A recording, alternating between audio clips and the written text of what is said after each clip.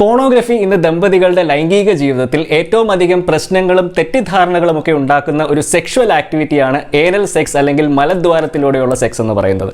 ഇത് നിങ്ങൾ വേണ്ട രീതിയിൽ മനസ്സിലാക്കിയില്ലെങ്കിൽ അത് പിന്നീട് പല ആരോഗ്യ പ്രശ്നങ്ങളിലേക്കും ആ ബന്ധം തന്നെ തകർന്നു പോകാനുമൊക്കെ ഇടയാകും.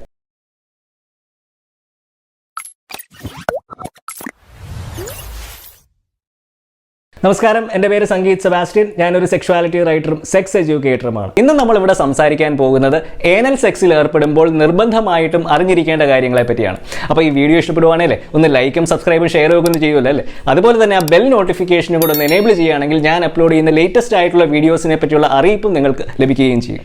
നിങ്ങളുടെ ലൈംഗികതയ്ക്ക് എങ്ങനെ നിങ്ങളുടെ വ്യക്തിത്വത്തെയും ആത്മവിശ്വാസത്തെയും ഒക്കെ മാറ്റിമറിക്കാനുള്ള ഒരു ശക്തി ഉണ്ടെന്നതിനെപ്പറ്റി കൂടുതൽ മനസ്സിലാക്കണമെന്നുണ്ടെങ്കിൽ നിങ്ങൾക്ക് എന്നെ ഈ നമ്പറിൽ കോൺടാക്ട് ചെയ്യാവുന്നതാണ്.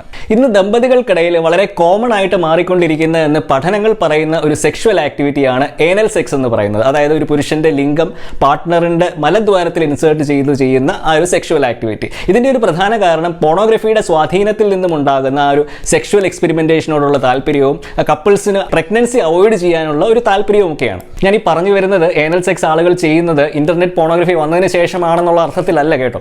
ഈ ഏനൽ സെക്സ് ഉൾപ്പെടെയുള്ള ഒരുമാതിരിപ്പെട്ട എല്ലാ ലൈംഗിക കേളികളും 2000 കൊല്ലം മുമ്പ് വത്സായന മഹർഷി സമാഹരിച്ച കാമസൂത്രയിൽ പരാമർശിച്ചിട്ടുണ്ട്. അതുപോലെ തന്നെ ലാറ്റിൻ അമേരിക്കൻ കൾച്ചറിലും 2000 കൊല്ലം മുമ്പ് ഏനൽ സെക്സിനെ പറ്റിയുള്ള പരാമർശങ്ങളുണ്ട്.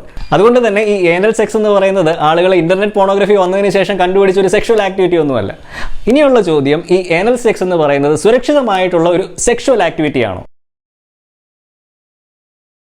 ഇവിടെയാണ് നമ്മൾ പോൺ കണ്ടതിന് ശേഷം ഏനൽ സെക്സിന് ശ്രമിക്കുന്നതിൻ്റെ അപകടം.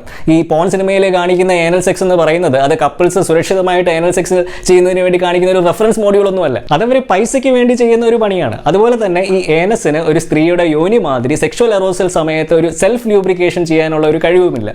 ഈ ലൂബ്രിക്കേഷൻ എന്ന് പറയുന്ന ആ ഒരു പ്രക്രിയയാണ് ഒരു സ്ത്രീയെ സെക്ഷുവൽ ഇന്റർകോഴ്സ് സമയത്ത് വേദനാരഹിതമായിട്ട് ആ ഒരു പ്രക്രിയ മാറ്റുവാൻ സഹായിക്കുന്നത്. ഈ ഒരു കഴിവ് ഒരു സ്ത്രീയുടെ മലദ്വാരത്തിനില്ല. അതുകൊണ്ട് തന്നെ അവിടെ നിങ്ങൾ ആ ഒരു സെക്ഷുവൽ ആക്ടിവിറ്റിയിൽ ആ ഒരു ഏനൽ സെക്സിൽ ഏർപ്പെടുന്നതിന് മുൻപ് ആർട്ടിഫിഷ്യൽ ലൂബ്രിക്കൻസ് മസ്റ്റ് ആയിട്ട് ഉപയോഗിച്ചിരിക്കണം. അത് ആ ഏനസിന് ഉള്ളിലും പുറത്തും ആ ഈവൻ സെക്ഷുവൽ ആക്ടിവിറ്റി ചെയ്യുമ്പോഴും വേണ്ടി വന്നാൽ ഉപയോഗിച്ചിരിക്കണം. ഇത് ചെയ്തില്ലെങ്കിൽ ആ ഒരു സെക്ഷുവൽ ആക്ടിവിറ്റി വളരെയധികം വേദനാജനകമായിട്ട് മാറും. ഇതൊന്നും പോൺ സിനിമകളിൽ കാണിക്കാറില്ല. അതുപോലെ തന്നെ പോൺ സിനിമകളിൽ കാണിക്കാത്ത മറ്റൊരു കാര്യമാണ് ഈ ഏനൽ സെക്സിലും മറ്റും ഏർപ്പെടുന്നതിന് മുമ്പ് പാർട്ട്ണറുമായിട്ട് വേണ്ട പൂർണ്ണ സമ്മതവും ധാരണയും ഒക്കെ. പഠനങ്ങൾ പ്രകാരം ചില സ്ത്രീകളിലും പുരുഷന്മാരിലും ഏനൽ സെക്സ് വളരെയധികം പെയിൻ ഉണ്ടാക്കാനുള്ള ഒരു സാധ്യതയുണ്ട്. ഇത് പല കാരണങ്ങൾ കൊണ്ടുണ്ടാവാം. ചില വ്യക്തികളുടെ ഏനസ് വളരെ സെൻസിറ്റീവ് ആയിട്ടുള്ള ഒരു അവയവമായിരിക്കും. മറ്റു ചിലർക്ക് അവിടെ സ്പർശിക്കുന്നത് ഇഷ്ടമല്ലായിരിക്കും. വേറെ ചിലർക്ക് ലിംഗത്തിൻ്റെ വലിപ്പം ഒരു പ്രശ്നമായേക്കാം. വലിയ ലിംഗങ്ങൾ ഈ അവിടെ ഒരു വേണ്ട രീതിയിൽ ലൂബ്രിക്കേഷൻ ചെയ്താൽ പോലും അത് എക്സ്പീരിയൻസ് വേദനാജനകം, ആ ഒരു സെക്ഷൽ എക്സ്പീരിയൻസ് വേദനാജനകമായിട്ട് മാറിയേക്കാം.